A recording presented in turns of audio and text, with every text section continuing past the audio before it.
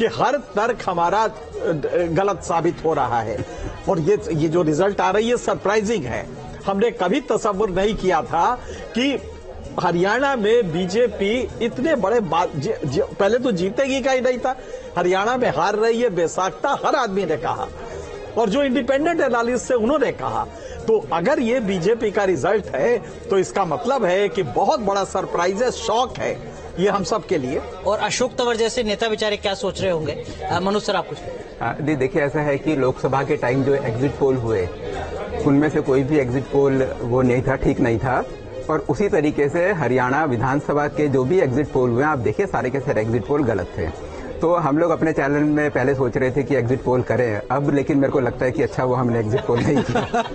तो ठीक है, तो अच्छा इसके साथ एक और चीज, ये आधा कन्फेशन है, एक कन्फेशन और भी होना चाहिए कि हम लोग का भी असेसमेंट तो यही था कि कांग्रेस सरकार बना रही है। हाँ, और हम लोग ये भी माने कि हम लोग भी गलत किए। नहीं, और देखिए ना कि भाई 9 बजे से पहले हम लोगों के जो व्यूज थे और 9 बजे के बाद, मतलब 9:30 पौने 10 के बाद हम लोगों के अपने व्यूज में जिस तरीके से चेंजेस हुए हैं जी। और तो और हमारे जो रिपोर्टर से जो हमें फीडबैक मिलता था, भाई एक फीडबैक तो ये था कि मोदी की रैली पे जो उत्साह पहले होता था उतना उत्साह नहीं है। दूसरा दिखाई दे रहा है, जो चौधरी की रिवाड़ी की रैली थी वैसी रैली नहीं, हाँ वैसी नहीं थी। और दूसरा ये था कि मोदी जी ने जैसे 2014 में 10 रैलियां करी थी, इस बार उतनी नहीं करी, 4 करी है। तो इसका मतलब क्या है, 9.5 साल तक जो इंसान चीफ मिनिस्टर रहा उसका कहीं पोस्टर पे नाम नहीं, कोई कैंडिडेट नहीं चाहता था कि मनोहर लाल खट्टर उनके वहां आकर भाषण दे या कैंपेनिंग करे। तो ये सारे के सारे फीडबैक हमें अपने रिपोर्टर से वहां मिलते थे जो कि फैक्ट थे। बिल्कुल। तो ऐसे में हम भी क्या निष्कर्ष निकालते हैं? बिल्कुल। एक हमारे वरिष्ठ सहयोगी मधुरेंद्र जो कांग्रेस पार्टी के मुख्यालय में सुबह से मौजूद हैं, वो दिखा रहे थे सुबह लगभग 9 बजे तक कि किस तरीके से जलेबी नहीं, जलेवा उसे कहते हैं हमारे यहाँ, जलेवा वहां पर बांटा जा रहा है, लड्डू हैं, शंखनाद है, बैंड बिल्कुल बाकायदा वहां पर बजाया जा रहा है। मधुरेंद्र, अब किस तरीके की स्थिति है? क्या सन्नाटा पसरना शुरू हो चुका है या जम्मू कश्मीर की जीत मना रहे हैं कार्यकर्ता?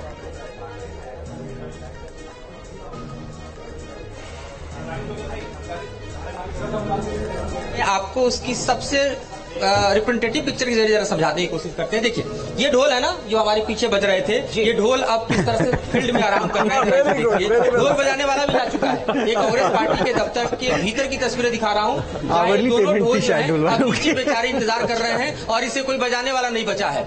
ये तस्वीर है, ये नंबर बदले हैं और इसका परिणाम देखिए, पूरा का पूरा मैदान जो कि यहाँ पर कार्यकर्ताओं से पटा हुआ था, आतिशबाजी हो रही थी, ढोल नगाड़े बाजे हमने दिखाए, किस तरह से लड्डू बटे, किस तरह से जलेबी और जलेबा जिसका आप भी संज्ञान ले रहे हैं, वो दरअसल लोगों को खिलाया जा रहा था। अब सब कुछ नदारद है और ये स्थिति इस वक्त है, नंबर बदलते ही समूचा गेम बदल चुका है और सत्ता की जो यहाँ पर रणनीति और गणित लोग एक दूसरे के साथ डिस्कस कर रहे थे, वो सबके सब अब अंदर खाने में जा चुके हैं।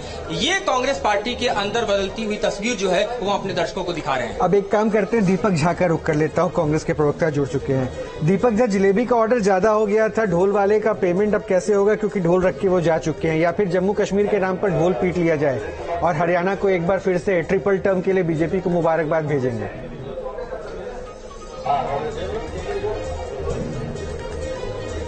रोहित भाई, इतनी भी जल्दी क्या है, अभी तो बस स्टार्टिंग है, बाजी पलटेगी। अभी देखिएगा, सुबह तो हमारा ही नंबर आ रहा था, अभी आपको जलेबी भी खिलाएंगे, लड्डू भी खिलाएंगे, पेड़े भी खिलाएंगे, अभी नंबर आएगा। अभी तो बस टीआरपी का गेम है जो कि चल रहा है, ऊपर नीचे हो रहा है ना। तो अभी इसमें ज्यादा खुशी मनाने की जरूरत नहीं है। अभी हम पूरे आश्वस्त हैं और पूरी तरीके से हम जानते हैं कि अगर मगर की कोई बात ही नहीं है। अभी हमारी सरकार दोनों राज्यों में बनने वाली है।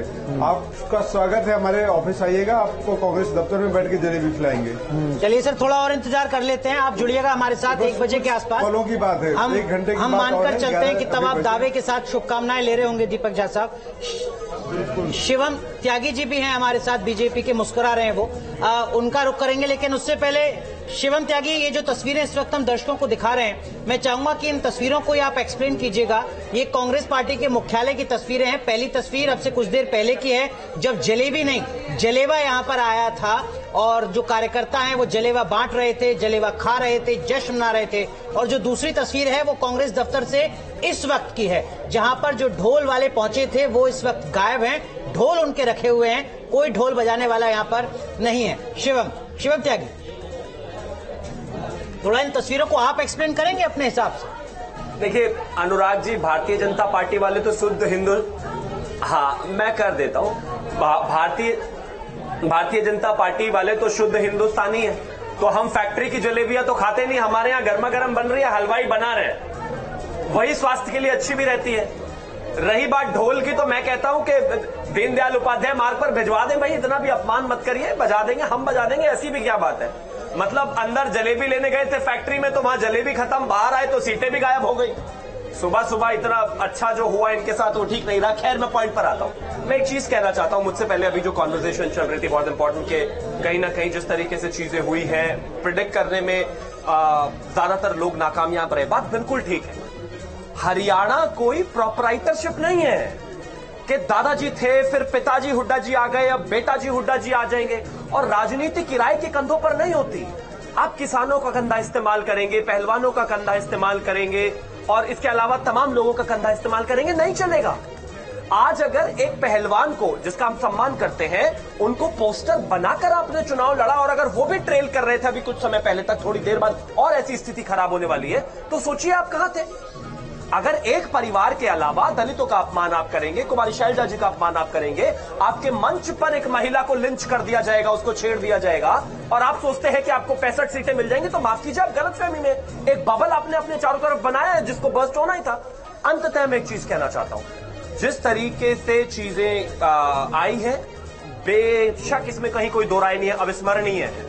भारतीय जनता पार्टी ने जो हरियाणा में किया है अविस्मरणीय है। और मैं एक और चीज कहना चाहता हूं, आदरणीय प्रधानमंत्री जी इस तरह की अविस्मरणीय चीजें करने के लिए ही जाने जाते हैं। और अभी मैं फिर से वही कहूंगा, थोड़ा सा और आधा घंटा 40 मिनट अगर आप देखेंगे तो भारतीय जनता पार्टी सिर्फ हरियाणा में ही नहीं, जम्मू कश्मीर में भी सरकार बनाएगी।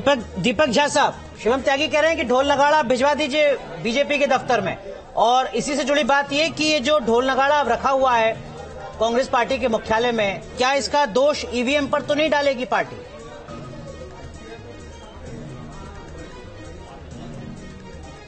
देखिए, शिवम त्यागी जी ढोल बजाने का काम अच्छा करते हैं, माननीय प्रधानमंत्री जी नरेंद्र मोदी जी ढोल बजाने का काम अच्छा करते हैं, तो हम चाहते हैं कि नरेंद्र मोदी जी जिंदगी भर ढोल बजाएं, लेकिन देशवासियों को, हरियाणा वासियों को ढोल बजाने के लायक ना छोड़े।